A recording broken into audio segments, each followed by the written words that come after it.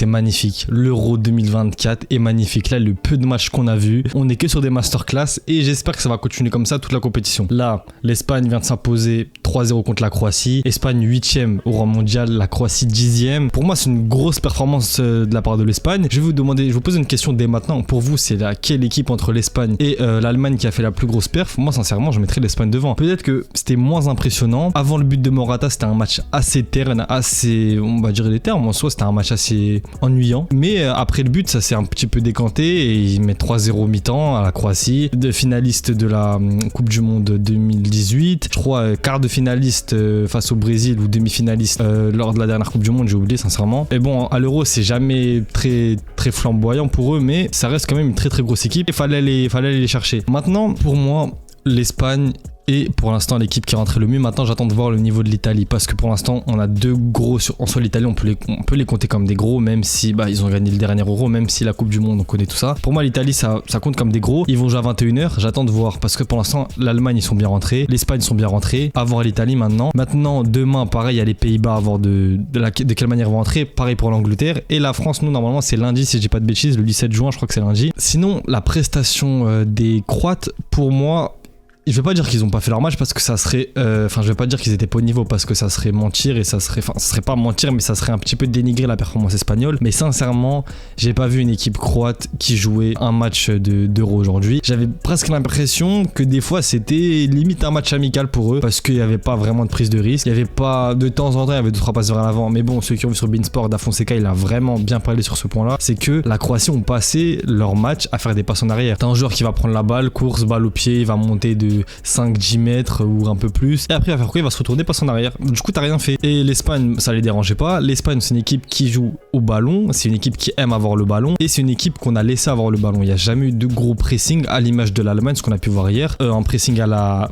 allemand quoi, où tu vas vraiment aller déranger l'Espagne. Il n'y a pas eu ça. Or ça, un mec même comme Modric, je vais pas lui tomber dessus, mais pour moi un mec comme Modric n'a pas été très bon aujourd'hui, mais je trouvais vraiment bas sur le terrain, et je trouve que c'est pas sa place, surtout à son âge et au niveau du volume de jeu, tout ça, il peut pas faire ça. Et quand t'es dans une équipe qui domine pas comme la Croatie, c'est très compliqué pour lui. Je pense que le meilleur Croate que j'ai vu aujourd'hui, pour moi, c'était Kovacic. Sincèrement, il a fait son match lui, même s'il n'était pas non plus incroyable, mais c'était le meilleur des moins bons. Maintenant, on va passer à l'Espagne. L'Espagne, pour moi, toute l'équipe a été plutôt bonne. Peut-être le seul qui a été un petit peu en dessous, je trouve, c'est peut-être Nico Williams. J'attendais beaucoup de lui, mais il y a un frérot aile droite, vraiment, cet Euro, c'est l'Euro des pépites, c'est l'Euro des Wonder Kids. Parce que Wirtz, t'es mal entré, Musiala, t'es mal entré, Yamal, 16 ans, il n'y a rien de normal dans ce qu'il fait. Sincèrement, Lamine Yamal, on le dit, on le redit et on le redira. Pour moi, c'est un joueur, à l'instar d'un Neymar, d'un Messi, d'un Ronaldo, d'un Ronaldinho encore plus avant. C'est quelqu'un qui peut vraiment matrixer une génération. J'espère que Dieu l'éloignera des blessures, l'éloignera des filles également le plus longtemps possible. J'espère qu'il sera le plus focus sur sa carrière parce qu'il n'y a rien de normal dans ce qu'il fait. Et pourtant, aujourd'hui, Yamal, ça n'avait pas été son meilleur match de la saison, mais il joue comme un vieux briscard de 32 ans déjà. La passe qu'il te fait, c'est tout ce qu'on demande en soi un ailier dans ces matchs-là. Presque couperé, j'ai envie de te dire, même si en soi, si tu perds ce match-là, t'es déjà dans une situation délicate, donc c'est un match couperé quand même. Mais Yamal, pour moi, c'est un talent générationnel. J'espère juste qu'il restera focus sur le foot et qu'il aura pas de blessure. Aujourd'hui encore. Et encore une fois, comme j'ai dit, individuellement, et c'était pas non plus le Yamal des grands soirs, il a pas mélangé la défense adverse, mais il a été là qu'on en avait besoin. Et c'est pas ce que tu demandes à un mec de 16 ans, pourtant c'est ce qui fait lui et c'est ça qui est le différencier des autres, en plus de toutes ses qualités techniques et ses qualités de dribble. Pedri aussi que j'ai trouvé en jambes, Pedri j'ai trouvé pas mal, mais la vérité c'est qu'aujourd'hui c'est Fabien Ruiz, pour moi c'était le meilleur milieu de terrain espagnol, un but, une passe D.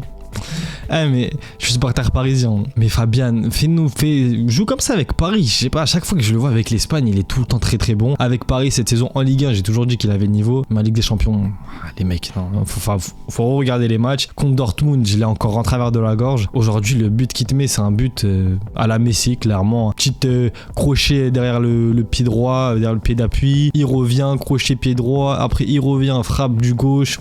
Magnifique. Le premier but également de Morata, si je dis pas de bêtises, ça vient de, je crois que c'est Ruiz qui commence l'action, si je dis pas de conneries, j'espère ne pas me tromper. En parlant de Morata et Rodrigo, déjà je vais parler de la performance de Morata. Pour moi, il a fait ce qu'on attendait de lui. Il a marqué, il a pas été non plus très influent dans le jeu. C'est pas ce qu'on lui demande, c'est pas un effort à la Karim Benzema ou quoi. Aujourd'hui, Morata il met son but en tant que capitaine, c'est ce qu'il fallait faire, mais il sort sur blessure à la 67e. Et Rodri sort à la 86e. Moi, je me pose une question au niveau du coaching. Tu gagnes 3-0.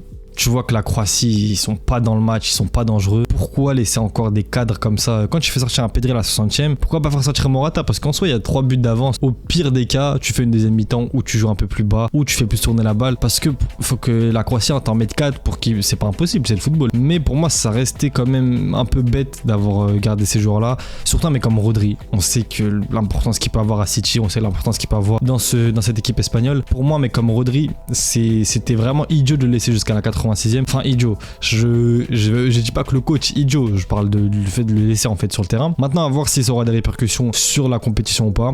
En tout cas, pour moi, l'Espagne, c'est pour l'instant, comme j'ai dit en début de vidéo, c'est l'équipe qui fait la meilleure entrée. Pour moi, mes 3 favoris, je l'ai dit, je sais pas si je l'ai dit en vidéo, mais pour moi, c'est l'Allemagne, l'Espagne ainsi que le Portugal. J'attends de voir l'entrée du Portugal, justement, il reste que. Pour l'instant, mes 2 favoris, enfin, quand je dis favoris, pour moi, c'est pas possible de donner un favori sur cet euro-là, mais mes équipes, on va dire, tendance à prendre le titre, pour moi, c'est ces 3-là. L'Espagne, ce qui montre aujourd'hui, face à la Croatie, pour moi c'est ça qui est très important, c'est que c'est face à la Croatie. C'est donc qu'ils peuvent reproduire cette performance-là contre un gros. En fait, dans ce match-là, ils ont montré tous les aspects dont tu as besoin pour gagner une compétition.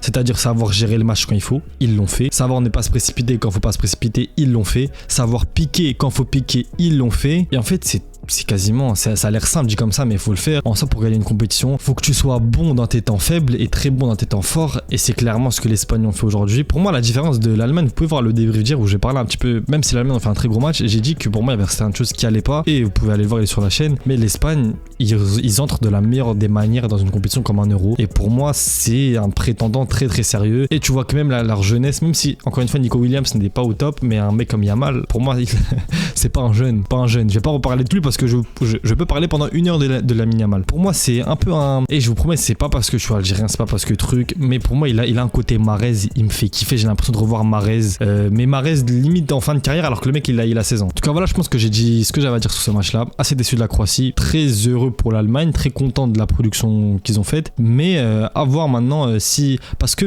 aussi, un truc qu'il faut nuancer, les compétitions internationales comme ça, t'as 2 compétitions en une. T'as la phase de poule, c'est très bien. Ensuite, t'as les éliminations directes, là, c'est un autre football carrément. Du coup, à voir maintenant, parce qu'on en a vu des équipes qui ont très mal commencé en poule, qui ont fini par gagner la compétition à la fin. On a vu des équipes qui ont très bien commencé en poule et qui au final se sont sorties en 8ème. Tu parles avec un supporter du PSG là, donc voilà, au niveau des ça, moi je suis bien. Les poules où tu gifles tout le monde, tu te sortis en 8ème, je connais bien ça. Voilà, du coup, dites-moi ce que vous avez pensé de ce match là. Ce que vous avez pensé du coup entre l'Allemagne et l'Espagne, pour vous, qui est le plus impressionnant pour l'instant? Moi je vous ai donné mon avis.